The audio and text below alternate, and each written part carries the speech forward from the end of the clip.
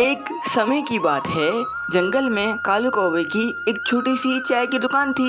वो अपनी मेहनत और मजेदार चाय की वजह से पूरे जंगल में मशहूर थी। सुबह होते ही इस दुकान पर परिंदों की लंबी लाइन लग जाती थी। कालू भाई, जल्दी से 2 कप चाय लगा दो। बास बहन जी, अभी लाया चाय। हाँ हाँ, मुझे भी एक कप चाय देना, क्योंकि तुम्हारी चाय का कोई मुकाबला नहीं है भाई। इसीलिए तो सारे परिंदे दूर से यहाँ चाय पीने आते हैं। फिर कालू कौवा सबको चाय देता है। चाय पी के सारे परिंदे कालू कौवे को पैसे देके चले जाते हैं। इसी तरीके से कालू कौवे की दुकान बहुत बढ़िया चल रही थी। लेकिन दूर पेड़ पे खड़ी हुई बाजी चील ने काले कौवे की दुकान पर काफी दिन से नजर रखी हुई थी। बाजी चील को काले कौवे की कामयाबी बिल्कुल भी हजम नहीं हो रही थी।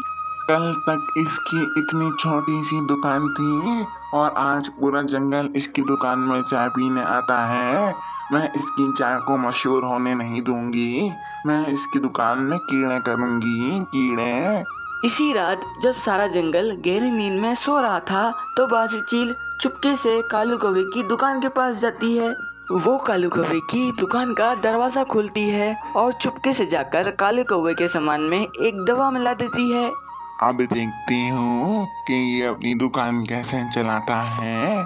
चील बड़ी ही सफाई से सारा काम करती है और वहाँ से चली जाती है।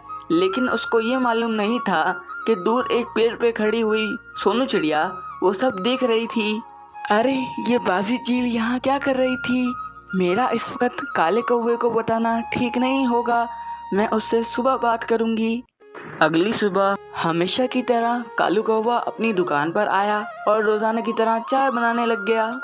धीरे धीरे काफी पक्षी वहाँ चाय पीने आ जाते हैं। कालू कौवा रोजाना की तरह सबको एक एक कप चाय देता है। लेकिन जब वो सारे पक्षी चाय पीते हैं तो वो चाय बहुत ही कड़वी थी।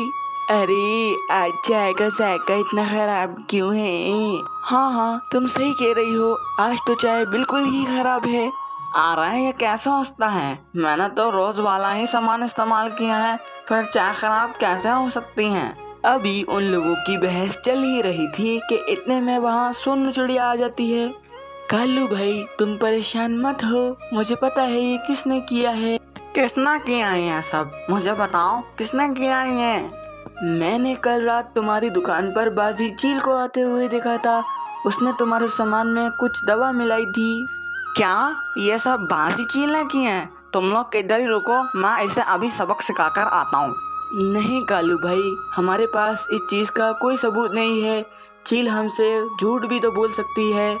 हमें बाजी चील को पकड़ने के लिए एक अलग मंसूबा बनाना होगा। हम पक्षियों को बाजी चील को रंगे हाथों पकड़ना होगा। लेकिन इस बात की क्या गारंटी है कि वो तुम्हारी दुकान में दोबारा आएगी? वो जरूर आएगी मेरी दुकान में, क्योंकि उसे लग रहा होगा कि उसकी साजिश कामयाब हो गई है। फिर रात को हम सब दुकान के आसपास आएंगे और छुप जाएंगे, और जब वो चील मिलावट करने आएगी तो हम उसे पकड़ लेंगे। लेकिन कालू कौवे, दुकान में कोई असली सामान नहीं रखना। तुम सही कह रही हो, मैं दुकान में एक खाली डब्बा रख दूंगा। अब सारे पक्षी रात होने का इंतजार कर रहे थे। कुछ ही देर में वहाँ रात भी हो जाती है। बाजी चील आज भी सामान में मिलावट करने वहाँ पहुँच चुकी थी। वो आहिस्ता आहिस्ता काले कौवे की दुकान की तरफ बढ़ने लगती है। लगता है रोजाना की तरह आज भी सारे परिंदे घोड़े बेच कर सो रहे हैं। आज मैं फिर से सामान में मिलावट कर दूंगी, जिससे काले कौवे का बचा कुचा सामान भी खराब हो जाएगा और उसकी दुकान भी बंद हो जाएगी। जब बाजी चील सामान का डब्बा उठाती है तो वो देखती है कि डब्बा बिल्कुल खाली है और वहाँ कुछ भी सामान नहीं है। ये क्या? इसका सामान कहाँ गया? अब मैं मिलावट कैसे करूंगी?